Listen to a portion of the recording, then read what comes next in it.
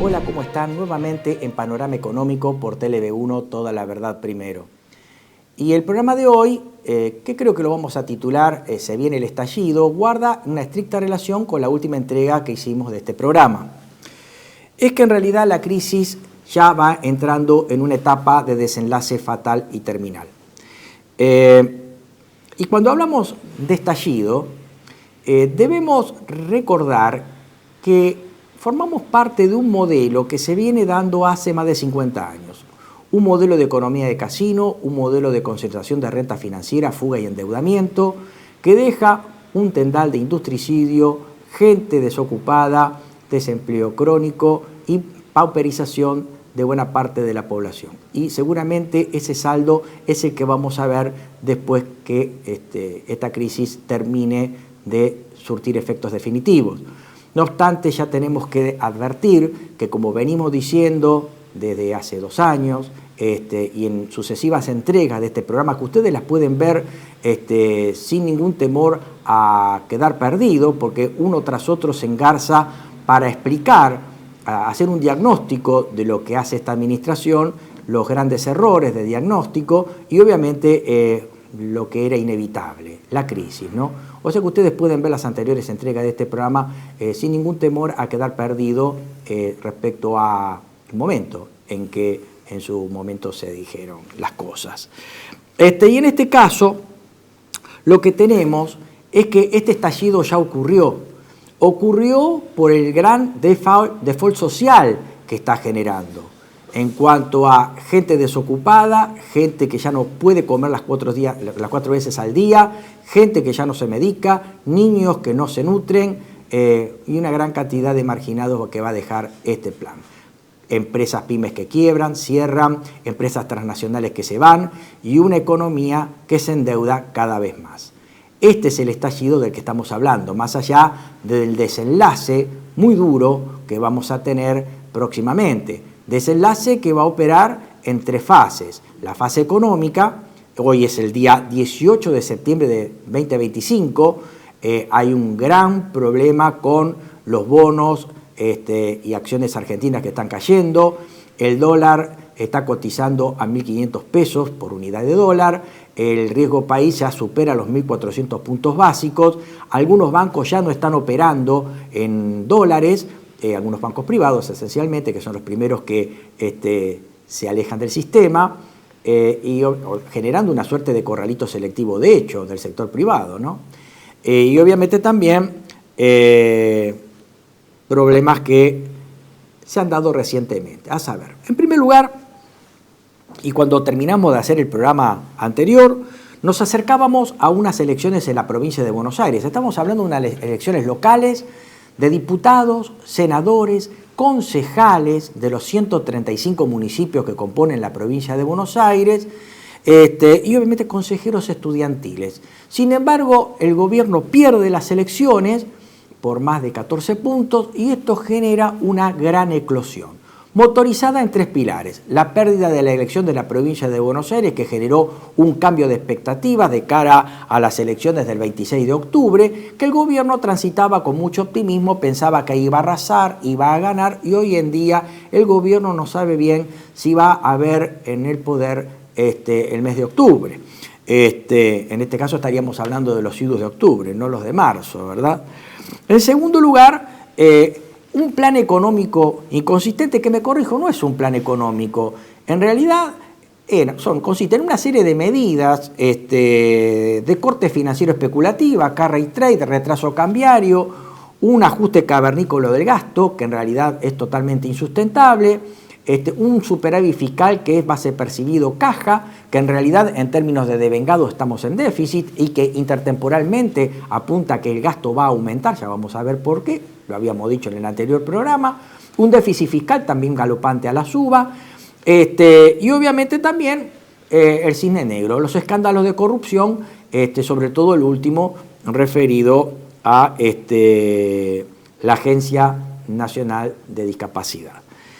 Sobre estos temas habíamos hablado con anterioridad, pero a eso se agrega que en el día de ayer, 17 de septiembre, asistimos a una multitudinaria marcha de jubilados a las que se agregaron los estudiantes de nivel medio y sobre todo universitarios, y también personal de la salud, con motivo de lo que finalmente ocurrió en la Honorable Cámara de Diputados. Se operó el rechazo de los vetos a las leyes de financiamiento universitario y a la ley de salud. Específicamente nos estamos refiriendo al caso Garrahan.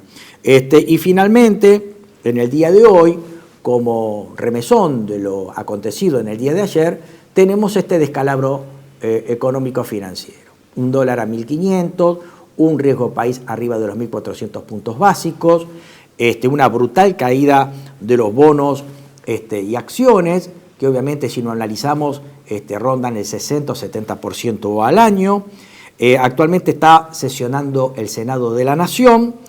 Y finalmente, lo que nos hace ver es que a este gran estallido social, estamos en default social, a esta gran crisis política se va a sumar la crisis económica y la social. Una crisis a tres bandas: política, económica y social.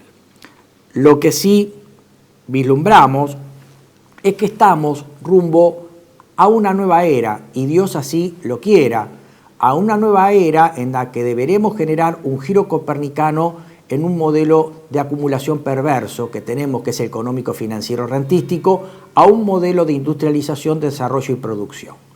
No queda otra alternativa. Nuestro país ya no tolera este tipo de ajustes fiscales que tienden a generar una gran transferencia de ingresos a favor del sector, el sector especulativo rentístico y el sector primario exportador, generando industricidio, pobreza extrema, desempleo crónico y endeudamiento, como lo venimos diciendo a lo largo de este programa. Debemos apartarnos de este modo de pensar la economía. Hay un plan alternativo, este espacio lo tiene, con gente como el doctor Conesa, Juan Carlos Bacareza, el doctor Ragonesi, Héctor Giuliano, doctor Luz y quien les habla.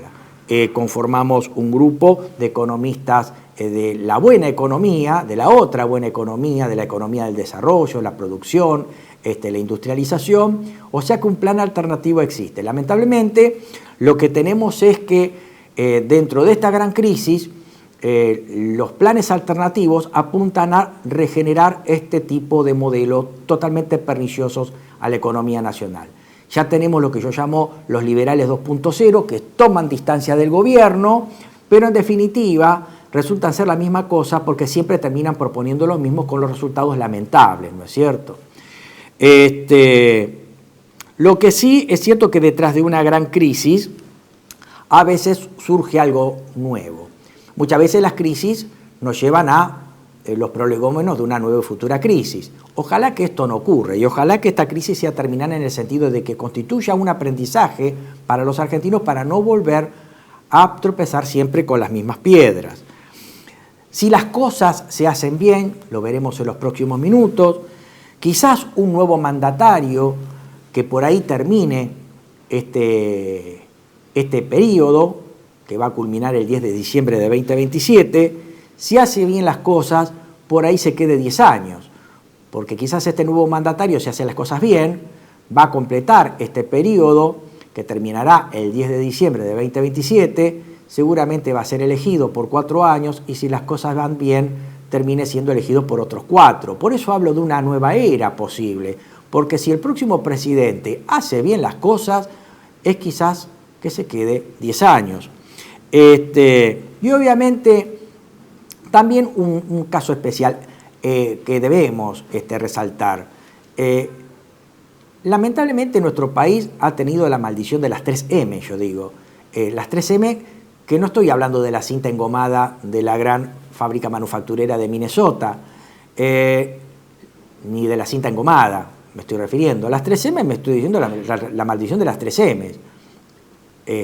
Menem, Macri y Milei.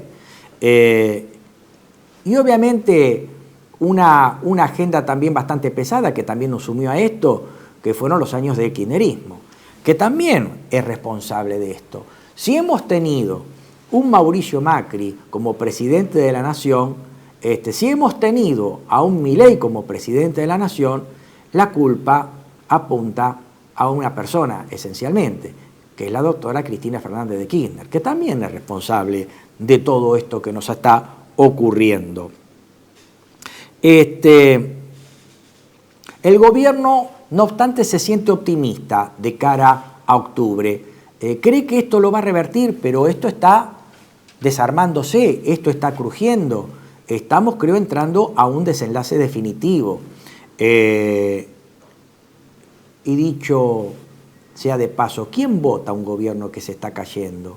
¿Quién vota un gobierno que cada vez tiene menos credibilidad, verdad? Entonces, también tenemos que pensar que estamos hablando de las elecciones del 26 de octubre, que son elecciones que va a cambiar una partecita del Congreso. Estamos hablando solo la mitad de la Cámara de Diputados y un tercio del Senado solamente se renovarán. Y el gobierno apunta como que esto va a generar un cambio muy importante en su poder dentro de las cámaras, lo cual no es cierto. El gobierno, a lo sumo, como mucho y como muy exitoso, podrá llegar a un tercio para trabar las iniciativas legislativas del Congreso. Y nada más que eso.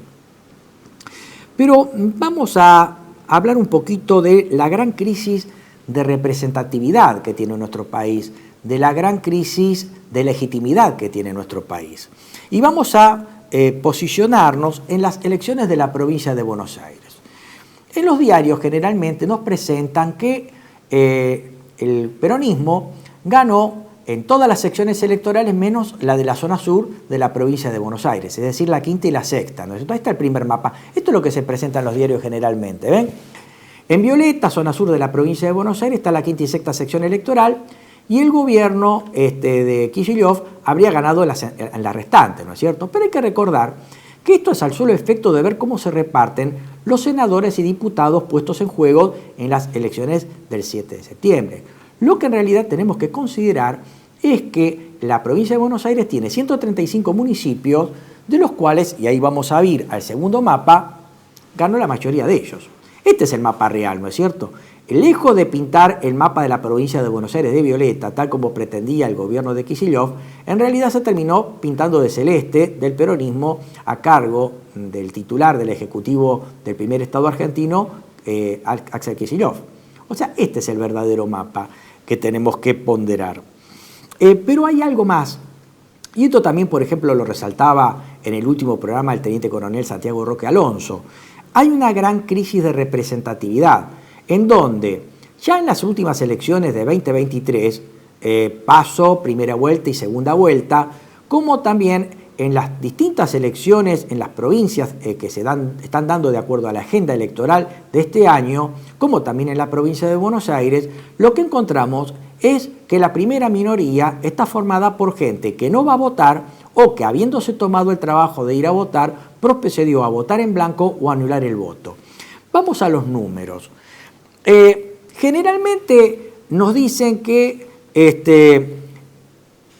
el peronismo ganó con el 47,28% de los votos positivos emitidos. Segundo fue La Libertad Avanza con 33,71%.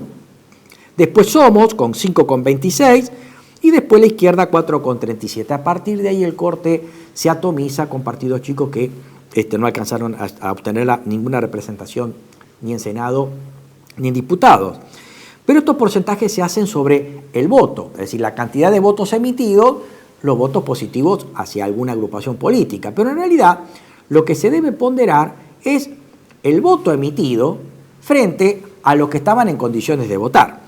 Las personas habilitadas para votar en las elecciones de la provincia de Buenos Aires del 7 de septiembre eran 14.376.592 sufragantes total padrón. Por lo tanto, si sumamos los votos en blanco, los nulos, o sea, gente que fue a votar y procedió a votar en blanco o anular el voto, y los que no fueron a votar, suman un total de 6.297.276 sufragantes, que en el ratio respecto del total de las personas habilitadas por votar, da el 43% del padrón. O sea que la primera minoría en las últimas elecciones en la provincia de Buenos Aires es la gente que votó en blanco, anuló o no fue, 43%. Ahora, si tomamos los votos positivos hacia Kicillof, la izquierda, la Libertad Avanza o Somos, frente al total de personas habilitadas para votar según padrón, tenemos que el segundo fue Kicillof, o sea, la primera minoría fueron los blancos nulos o los que se quedaron en casas. Y la segunda minoría fue Kicillof, que con un total de votos de 3.820.119 respecto de las personas habilitadas por votar, ese 14.300.000, nos da que de un 47,28% que obtuvo, en realidad baja al 26%. Tercero fue la Libertad Avanza, que obtuvo 2.723.710 votos, que si lo relacionamos con el total de personas habilitadas para votar, bajó del 33,71% al 19%. Después tenemos Somos, que obtuvo 424.671 votos, lo cual bajó del 5,26% al 3%, y finalmente la izquierda, que obtuvo 353.287 votos, bajó del 4,37% al 2,4% de los votos. Es decir, acá lo que tenemos es una gran falta de legitimación a priori para gobernar. O sea, tenemos que Kicillof, el que ganó, tiene el 26% de los votos y la segunda fuerza el 19%. Una falta de legitimación de origen.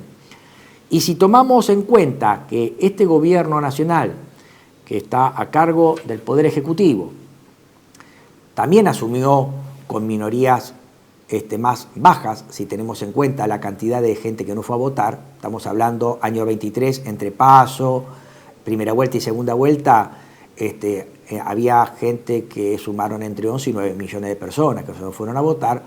También tenemos que el gobierno nacional cuenta con una falta de legitimidad de origen, a la que refuerza con una falta de legitimidad de ejercicio del poder. Porque el gobierno realmente es desastroso, es muy malo, ha dejado el tendal de desocupados, tanto en el sector público, privado, destrucción de pymes, desindustrialización, empresas transnacionales que se van y un mayor endeudamiento. Por lo tanto, hay una gran falta de legitimidad en el ejercicio, lo cual lo deslegitima totalmente frente al electorado. Y esto se está viendo a partir de esta crisis con este juego de tips que hacen que este gobierno actualmente esté entrando en una crisis muy seria. También lo que estamos viendo es que no hay un plan B. Los que están afuera observando esto son la misma gente del establishment. Por ejemplo, en primer lugar, Diario de Hoy, aparece una persona que siempre estuvo a favor del gobierno y que ahora se está dando vuelta. Es el titular de Fiat, Cristiano Rattazzi. Ahí dicen, Cristiano Rattazzi alerta sobre el riesgo país. Cuando supera los 1.200 puntos hay un freno en la confianza y esto es grave. Me parece que la confianza ocurrió mucho antes. Esta es la típica burguesía frustrada que tenemos, ¿no es cierto? Amiga de los cócteles o en los veraneos de Punta del Este. Y obviamente también tenemos algunos economistas del establishment que como colegas deberían haber previsto, deberían haber advertido los peligros de este inconsistente plan económico, entre comillas, que en realidad es un plan de negocio para los sectores financieros, rentísticos y extractivos del país. Por ejemplo, ahí tenemos a Miguel Kigel, que dice que no me gusta lo que veo, recién ahora no le gusta lo que ve, cuando en realidad desde este espacio y los colegas que formamos parte de la buena economía, desde antes de que este gobierno asumiera, habíamos advertido los peligros a los que se iba a someter al país con estos planes que realmente producen o son o constituyen una arma de destrucción masiva de naciones, ¿no? Ahí tenemos otro colega también, Abraham, en la siguiente imagen, esto apareció en los diarios de hoy, que también dice, hasta que no haya definiciones políticas claras, cuando las hubo en realidad, ¿no? La volatilidad va a continuar, y con una hermosa sonrisa gardeliana. Entonces, el problema es que el gobierno está en crisis, está totalmente erosionado su respaldo, los mercados le han soltado la mano y también el poder permanente y real, lo que se llama círculo rojo, está haciendo un verdadero casting de cómo va a continuar esto. En la última reunión, en el Hotel Yao Yao, Elstein también está haciendo casting a ver quién se queda. Ya hay algunos que se están probando la ropa como ministro de Economía, como por ejemplo Melconian, inefable para ese tema. Y el gobierno aparece ya con una elección perdida en provincia de Buenos Aires y seguramente va a reeditar resultados desastrosos en las próximas elecciones del 26 de octubre, si es que llega, el gobierno se parece mucho a la administración de la Rúa. Triste, solitario final y como Pato Rengo, ¿no es cierto? Y obviamente esto genera una anticipación de las expectativas y una economía que va rumbo a un cambio de paradigma, no sin antes una crisis muy severa, en donde uno ineluctablemente va a presagiar un tipo de cambio alto, mucho más alto, por ahí un overshooting, por ahí un dólar que se llegue a sobrepasar los 3.000 pesos, 3.500, después por ahí regresa a un nivel de equilibrio, pero pronosticamos un overshooting muy severo, porque hay una gran masa de pesos que van a buscar dólares que no están, una inflación superior a la esperada, en donde ya se está viendo en el trasvaseamiento de precios de artículos de primera necesidad, y lo que es peor, esta crisis, a diferencia de la de 1989 y 2001, encuentra a las empresas sin stocks, porque buena parte de las empresas estaban timbeando, se han tenido destruido su capital de trabajo y entonces van a ver que sus productos van a subir sin que estén en las estanterías o con productos pocos en las estanterías. Desequilibrios internos y externos producidos por un resentimiento de la cadena de pagos, un resentimiento de la cadena de distribución y la imposibilidad de pagar compromisos externos, tanto a nivel local, probablemente veamos que alguna obligación negociable va a quedar en default, como también podemos decir que va a haber o estamos muy próximos a un default soberano. Y obviamente el default soberano no se va a dejar esperar, dado a importantes pagos de bonos y deudas multilaterales a partir de este año de 2026. Y probablemente también lo que veamos, y esto es lo más grave, después vamos a dar unas palabras finales sobre este tema, hasta tengamos la posibilidad de observar un corralito o un plan Bonex. El gobierno está esperando pacientemente como de la Rúa, tratando de que comiencen a venir los flujos de dólares a partir de las inversiones efectuadas en el sector petrolero, litio, cobre y gasífero, pero en realidad especialistas nos dicen que esto va a tardar 3 años más o menos en que estas inversiones maduren e impacten en la balanza comercial. O sea que si el gobierno espera esto, realmente está esperando un milagro, al igual que de la Rúa cuando decía que esto podría haber ocurrido, su gobierno podría haber continuado de haber venido el impacto positivo sobre el precio de los commodities, cosa que ocurrió pero una vez que de la Rúa ya no estaba en el gobierno. De paso, no voy a mencionar mucho sobre esta cuestión.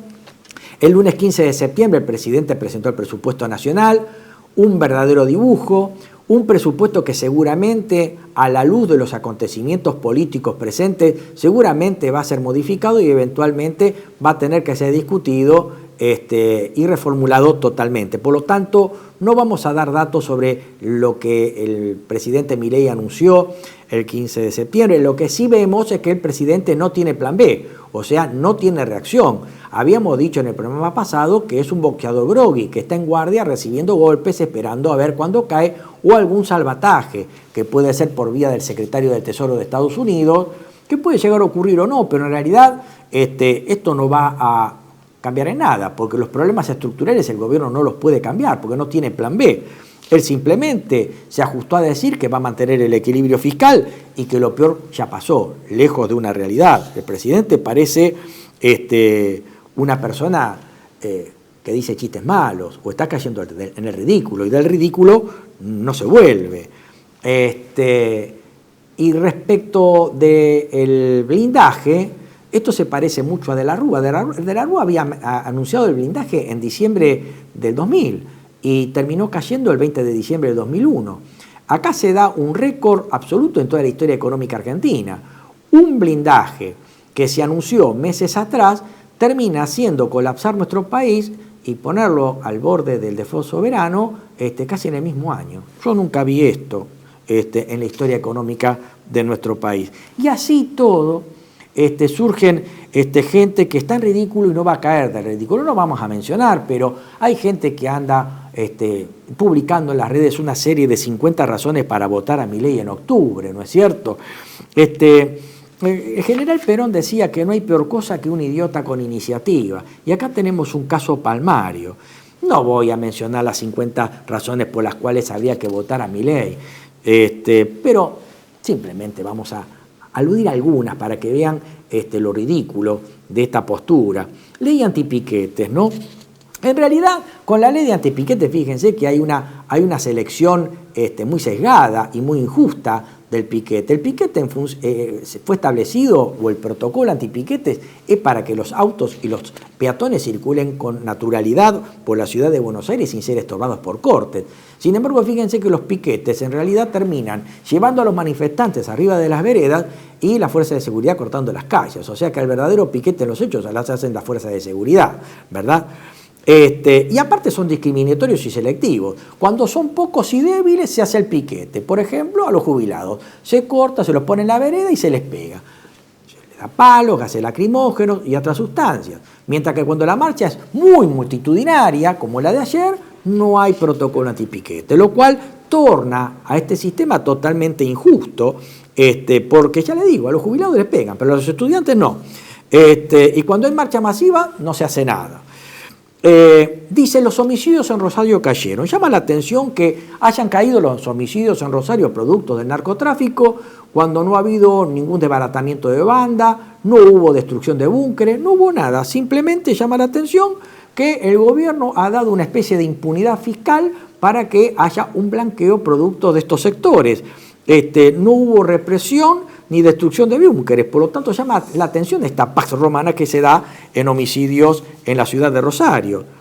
En cuanto a lo que se refiere al gasto público, eliminación de ministerios, reducción de autos oficiales y todo lo que tenga que ver con el gasto público, si bien nosotros somos partícipes del hecho de que nosotros tenemos que optar por un Estado meritocrático y eficiente, lo cierto que muchas de las áreas que se recortaron del Estado perjudican a la nación y al sector privado. Por ejemplo, el cierre de la Dirección Nacional de Vialidad, INTA, INTI, por ejemplo, a la vez que si nos concentramos en decir que estamos destruyendo al gasto público a través de la destrucción del gasto público, esencialmente no estamos teniendo un buen diagnóstico del problema, porque el gasto de la Administración Pública Central dentro del total del gasto público no es más que 5 puntos de gasto total, ¿no es cierto? Por lo tanto, acá tenemos un diagnóstico errado, por lo tanto, un remedio mal suministrado, ¿no es cierto?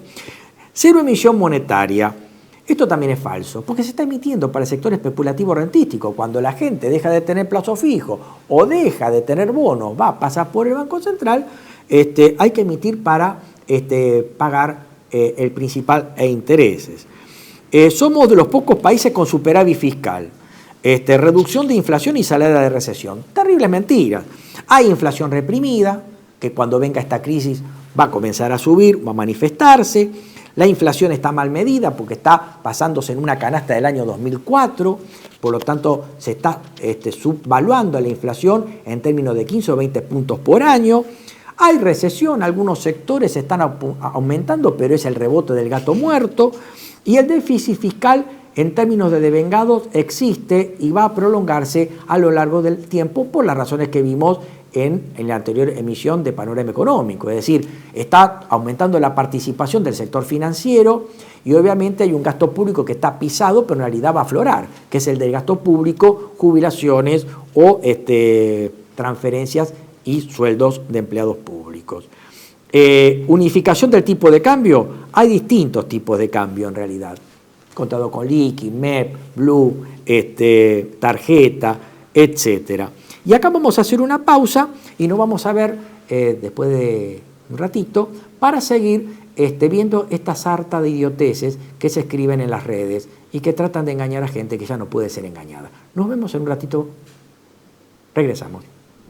Residencia como en casa, siempre contigo. Es un hogar habilitado en la ciudad de Buenos Aires con más de 30 años de experiencia en el cuidado de adultos mayores. Ubicada en el barrio de Villa Real, en pasaje Francisco Bauzá 2372, casi esquina Tinogasta. Ofrecemos atención personalizada y un ambiente cálido para nuestros abuelos. Contamos con habitaciones premium, con baño privado y TV por cable, menú supervisado por nutricionista, cocina de primera calidad, jardín terraza para el esparcimiento y conectividad para videollamadas y llamadas telefónicas. Además, ofrecemos servicios opcionales como peluquería personalizada y confección de ropa a medida. Comunicate al 11 50 35 15 25. En Como en Casa, el bienestar y la comodidad de nuestros adultos mayores es nuestra prioridad. Los esperamos. TLV1 se complace en anunciar que estará transmitiendo en su canal TLV1 Clips valiosos programas emitidos antes de la censura sufrida. El lienzo prohibido, el revés del derecho, combates por nuestra historia, disenso, historias de Malvinas, entre otros que podrán encontrar en este enlace.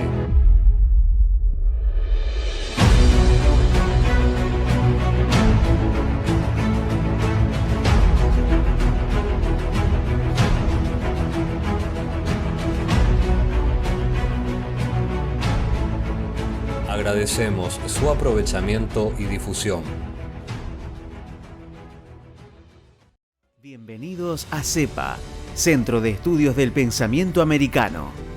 Nuevo sitio web de cursos de formación en política, filosofía, historia, literatura, geopolítica, religión, psicología y más.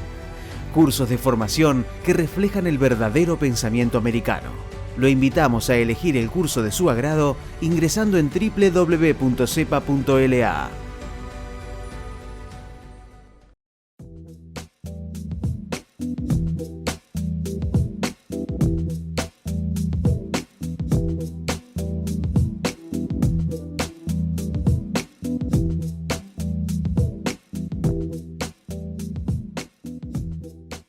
Decir siempre la verdad primero tiene un precio. Dependemos de tu ayuda. TLV1, toda la verdad primero.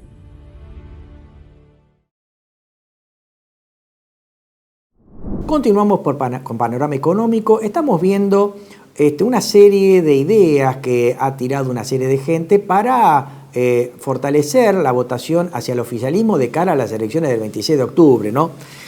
Voy a ser rápido porque esto no merece, pero esto está instalado. Habla de la pobreza que bajó del 53% en 2024 al 31% primer trimestre de 2025. En realidad la pobreza está mal medida y está en aumento. Es decir, cuando yo saco una serie de pobreza y después cambio la metodología, no las puedo empalmar, no las puedo comparar.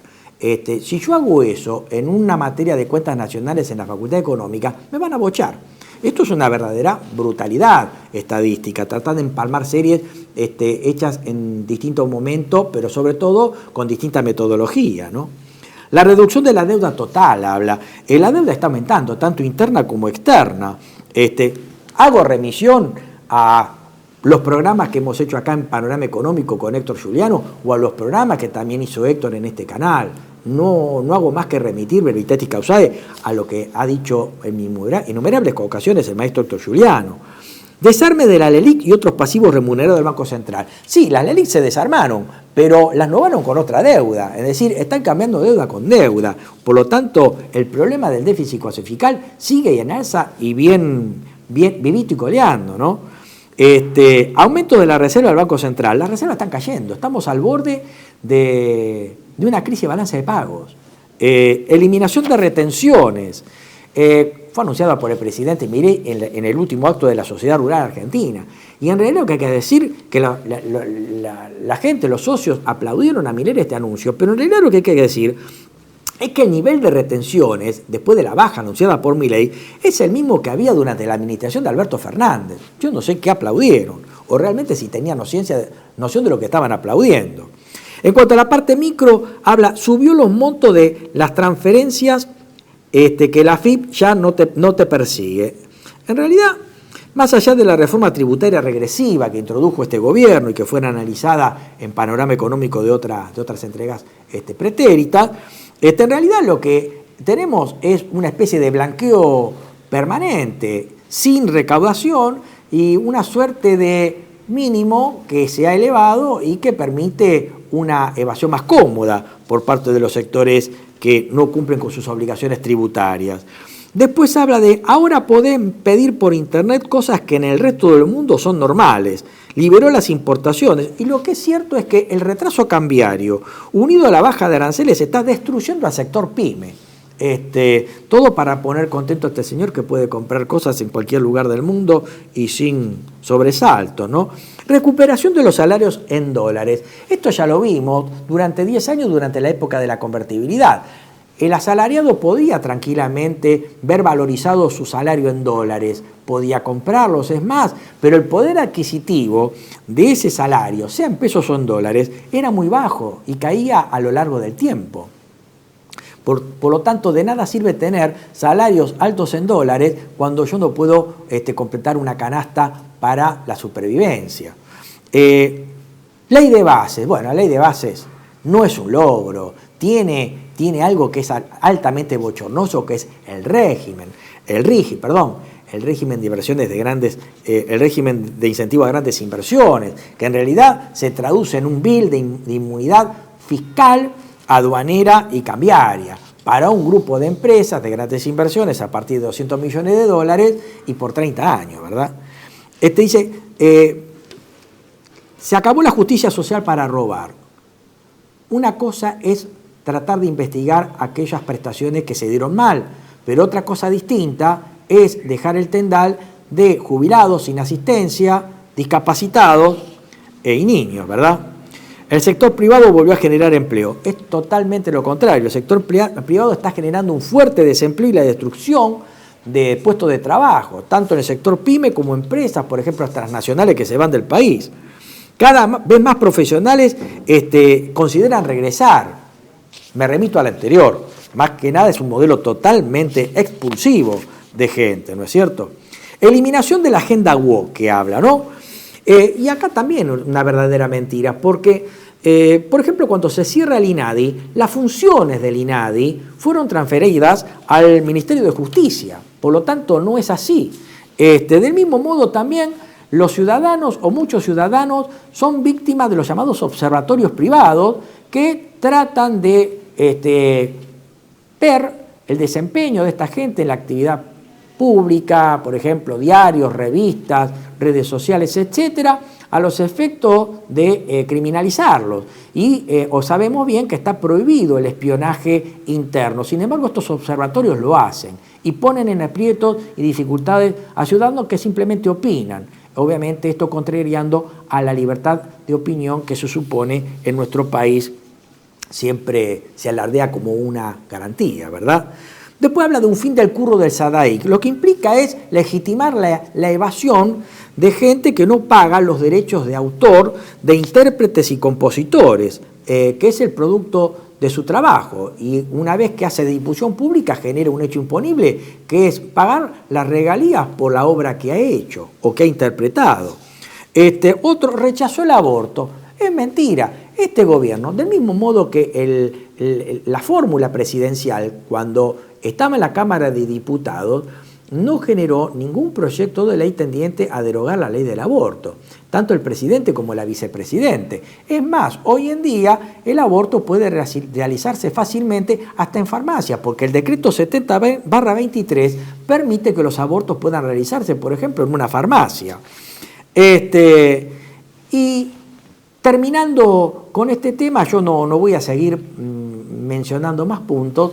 Lo que tenemos es que más allá de esta crisis tenemos gente que sigue pretendiendo lavarnos el cerebro y mostrarnos una realidad paralela e inexistente, ¿verdad? Estamos en un panorama realmente distópico de un país que está en crisis, está crujiendo y está en una crisis que seguramente nos va a llevar a novedades en la parte política. No quiero entrar en detalles explícitos, pero sí ha llegado el momento ahora de hablar de derecho constitucional. Vamos a tocar un tema que tiene que ver con la acefalía. O sea, cuando no está el presidente, o por ahí cuando no está el vicepresidente. En este sentido, la Constitución Nacional, en su parte pertinente, dice, artículo 88, leo, abro cita, en caso de enfermedad, ausencia de la capital, muerte, renuncia o destitución del presidente, el Poder Ejecutivo será ejercido por el vicepresidente de la Nación. Y acá viene lo más interesante. Punto seguido. En caso de destitución, muerte, dimisión o inhabilidad del presidente y vicepresidente de la Nación, el Congreso determinará qué funcionario público ha de desempeñar la presidencia hasta que haya cesado la causa de inhabilidad o un nuevo presidente sea electo. Así es la fórmula que utiliza el artículo 88 para estos casos. Y no dice más. Deja abierta el tema, sobre todo por las cuestiones que vamos a ver en los próximos minutos. En cuanto a la ley de acefalía, tenemos que contar un poquito de historia. No existía una ley de acefalía cuando estaba vigente la Constitución Nacional en la época de los presidentes Mitre, Sarmiento, Avellaneda, ni aún antes, ¿no? Ocurre que en 1870 está la Guerra de la Triple Alianza, llamada por nuestros hermanos paraguayos la Guerra del 70. El presidente era Bartolomé Mitre y se encontraba a cargo del ejército argentino en la Guerra de la Triple Alianza. Por lo tanto, quien ejercía la presidencia de la Nación en esa época era el vicepresidente Marcos Paz. Marcos Paz fallece en 1868 y no queda nadie a cargo del Ejecutivo, porque no había ley de acefalía. Si bien es cierto que ese mismo año se dicta la ley de acefalía, en ese interín había un vacío legal. ¿Qué se hizo? Por primera vez y en algo inédito en la historia argentina, quienes se hicieron cargo del Poder Ejecutivo, gobernando por consenso, fueron los 5 ministros que tenía Bartolomé Mitre. Ellos eran Lucas González de Hacienda, José Evaristo Uriburu de Justicia, después fue presidente de la Nación, Guillermo Rawson, Interior, Juan Geli y Oves, Guerra, y Marcelino Ugarte, Relaciones Exteriores. Ellos gobernaban de manera conjunta y por consenso tomaban las decisiones de emergencia.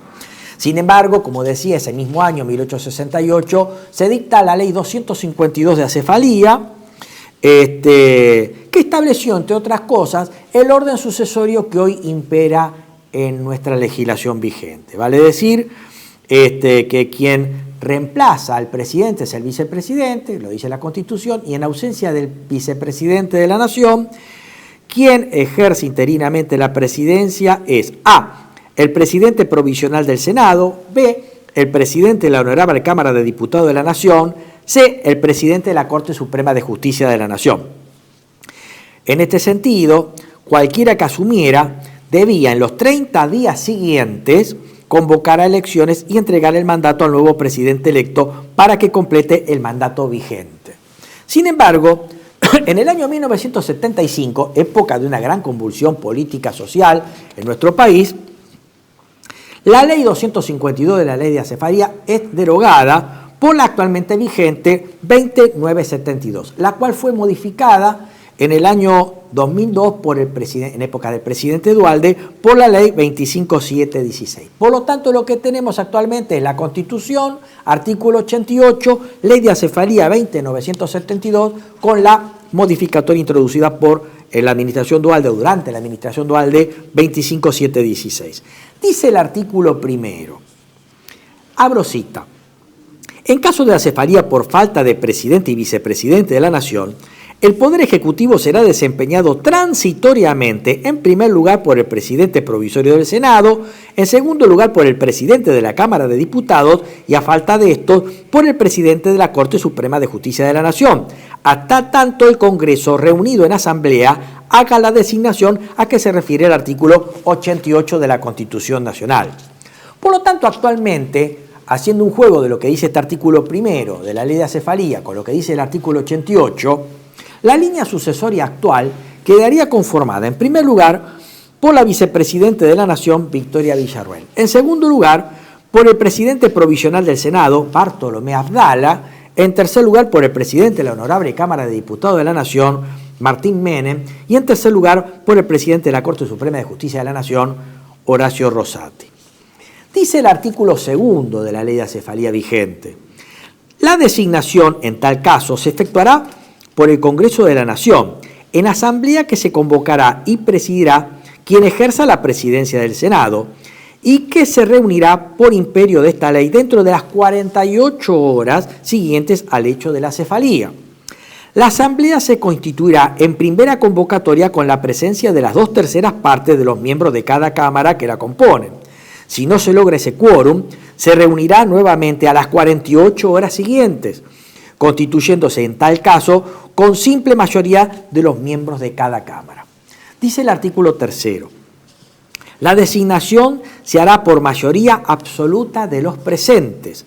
Si no se obtuviera esa mayoría en la primera votación, se hará por segunda vez, limitándose a las 2 personas que en la primera hubiesen obtenido el mayor número de sufragios. En caso de empate, se repetirá la votación y si resultare nuevo empate, decidirá el presidente de la Asamblea votando por segunda vez.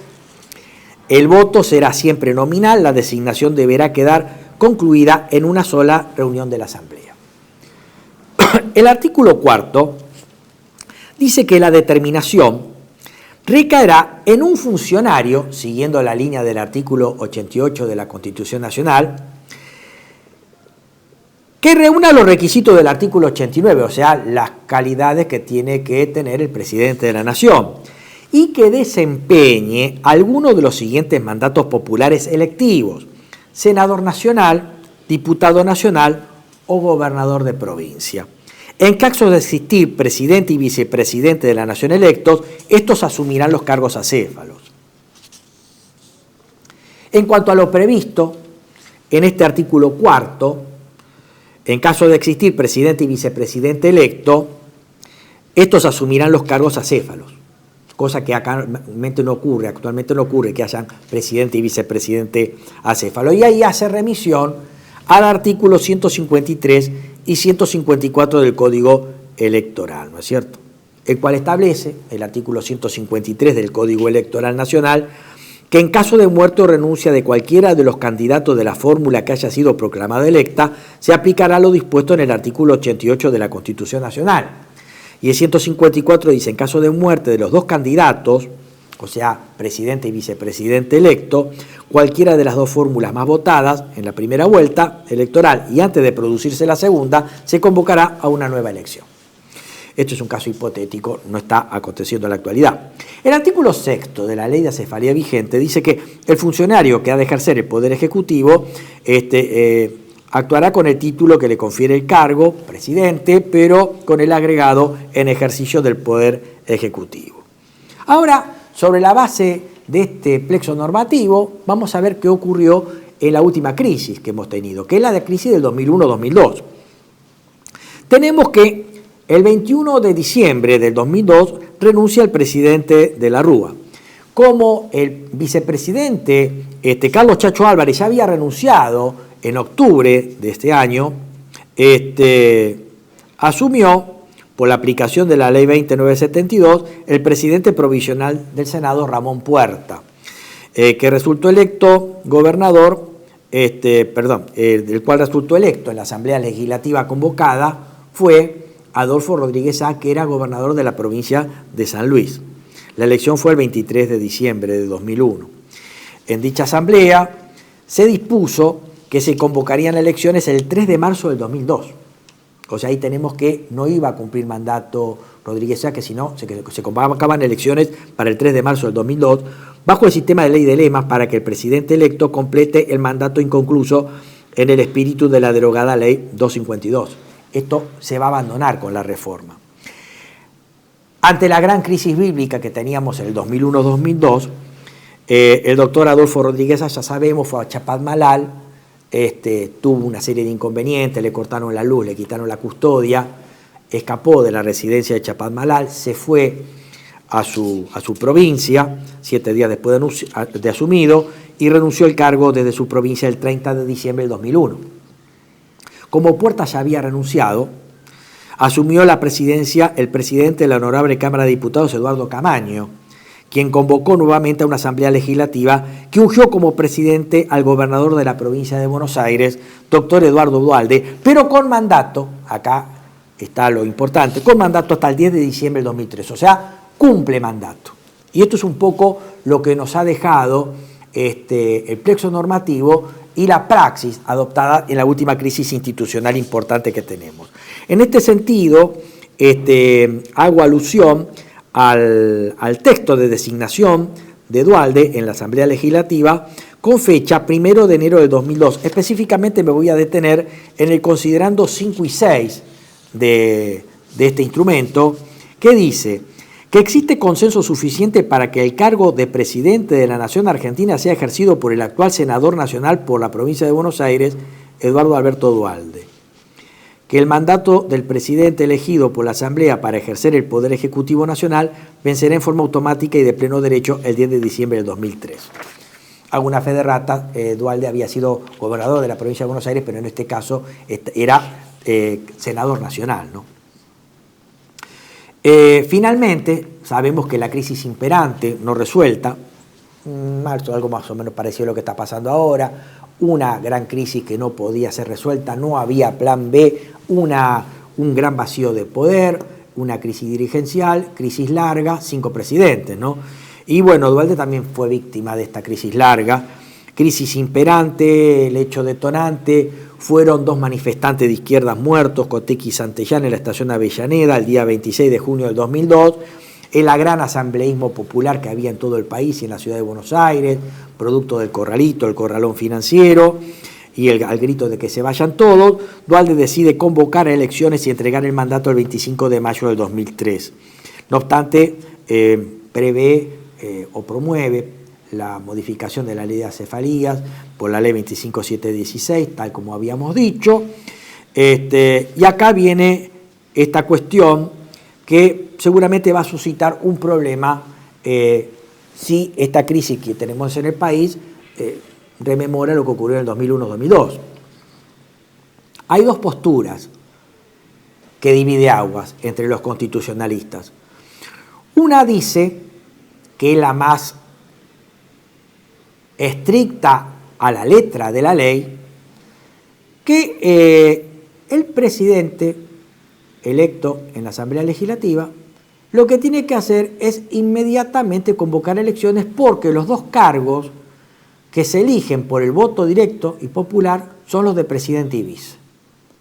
Y se rige en este criterio por estricto cumplimiento de la letra de la ley. ¿No es cierto? Ahí tenemos una parte de la biblioteca. Por lo tanto, interpreta que esta parte final del artículo 88 de la Constitución Nacional, cuando dice o habla de un funcionario público ha de desempeñar la presidencia hasta que haya cesado la causa de inhabilidad o un nuevo presidente sea electo, debe convocar elecciones. Por lo tanto, sería inconstitucional que el presidente que quede en ejercicio cumpla el mandato. Pero fíjense que tenemos el antecedente de Duhalde, ¿no? Que si bien no completó el mandato, había recibido el mandato del Congreso para que cumpla el mandato.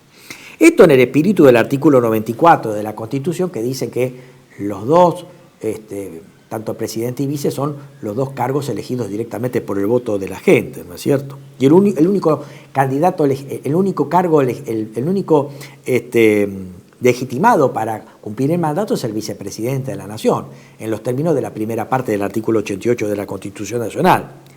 Sin embargo, hay otra corriente a la cual yo adhiero, que es una corriente más finalista, que dice, interpretando el artículo 88, y dado que un país que pierde al presidente y el vice, y el presidente tiene que estar convocado por una asamblea legislativa en los términos ya dichos, nos hace ver que un país en esta circunstancia está en una situación de gravedad institucional importante, con lo cual ese presidente electo en la Asamblea Legislativa está en un momento político, económico y social grave. O sea, el país no está para bollos. Ese presidente, o el país en realidad, no está en condiciones de estar convocando elecciones, porque la situación es grave. Por lo tanto, lo que interpretamos, criterio finalista, es que este artículo 88 de la Constitución Nacional, infine, deja abierta la posibilidad a que el presidente elegido en ejercicio del Poder Ejecutivo por la Asamblea Legislativa pueda optar entre convocar elecciones para que el nuevo presidente cumpla el mandato o ser él el que termine el mandato. Porque fíjense lo que dice el artículo 88 en su parte final. funcionario público que ha desempeñado la presidencia hasta que haya cesado la causa de inhabilidad o un nuevo presidente sea electo. Este presidente puede ser electo en lo inmediato, si convoca inmediatamente elecciones, o puede ser el presidente electo cuando comience un nuevo mandato. Por lo tanto, entiendo que el criterio finalista nos acercaría a esta segunda interpretación, que el artículo 88, conglobado con la ley de acefalía, daría lugar en que el presidente electo en ejercicio del Poder Ejecutivo pueda culminar el mandato. Porque ya digo, estamos en una época de gran emergencia, como es la que ocurrió en el 2001 y en el 2002. A manera de conclusión, si nos atenemos a la letra de la ley y lo que dice el artículo 94, el presidente electo en la Asamblea Legislativa debería convocar inmediatamente elecciones. La otra postura a la que adhiero, el otro lado de la biblioteca, criterio más finalista, es que bien puede entenderse que en casos de emergencia institucional y de conformidad con lo dispuesto en el artículo 88 de la Constitución Nacional y el artículo 4 de la Ley 20.972 y su modificatoria, el presidente designado puede ejercer el mandato hasta la finalización del periodo del presidente cesante por causa de destitución, muerte o dimisión. ¿No es cierto?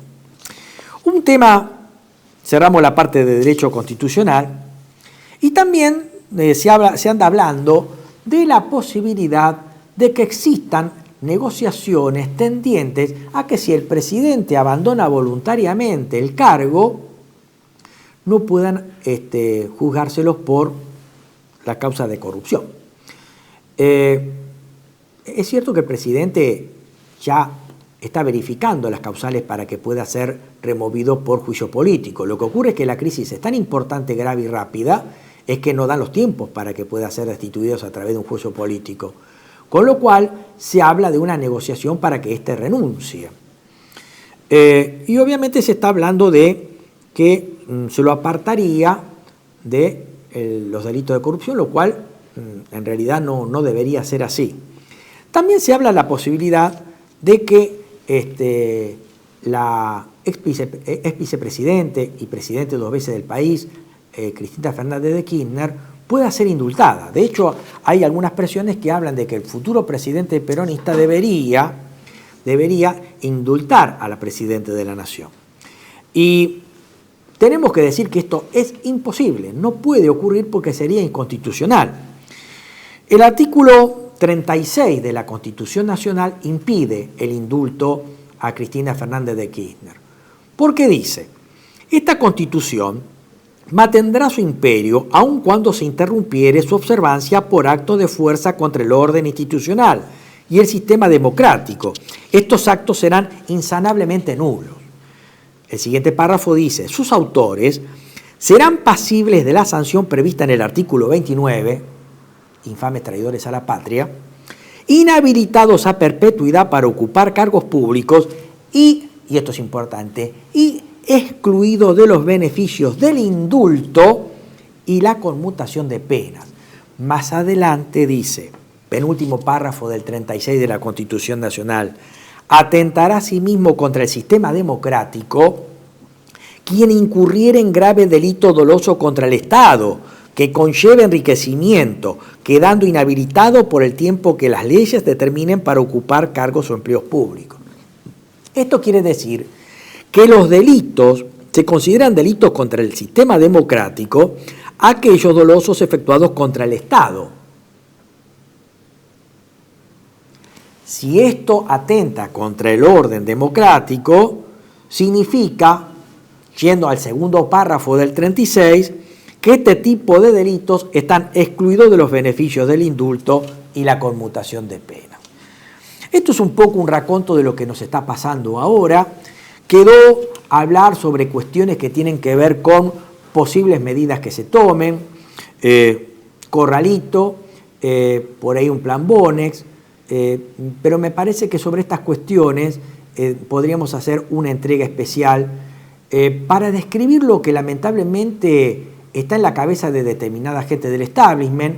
Hay empresas que están muy endeudadas en dólares y necesitan licuar sus pasivos. Hay una empresa, un grupo importante que se endeudó para comprar una empresa referida al multimedio informativo y que seguramente va a tratar de hacer lobby para obtener una ley a medida, ¿no? Como ocurrió en el año 2002 con Duhalde. Pero estos temas me parece que llevarían mucho tiempo y prefiero cortar acá. Sobre estas cuestiones seguramente vamos a volver con propuestas. Cómo evitar o tratar de generar una salida a una gran masa de ahorro que va a buscar dólares, que no los va a encontrar, puede generar una hiperdevaluación, va a querer salir a comprar bienes que no están, pueden generar una gran carga inflacionaria o eventualmente una hiperinflación, y cómo tratar de solucionar este problema. Pero eso lo veremos en una próxima entrega. Espero que haya sido esto de la utilidad de ustedes. Tengamos mucha paciencia, tengamos mucha templanza, encomendémonos a Dios, a la Virgen de Luján, mi patrona. Yo soy mariano, fui bautizado en Luján. Encomendémonos a Dios, tengamos mucha paciencia, que Dios nos ampare. Hasta la próxima entrega de Panorama Económico por TLV1. Los esperamos, muchas gracias.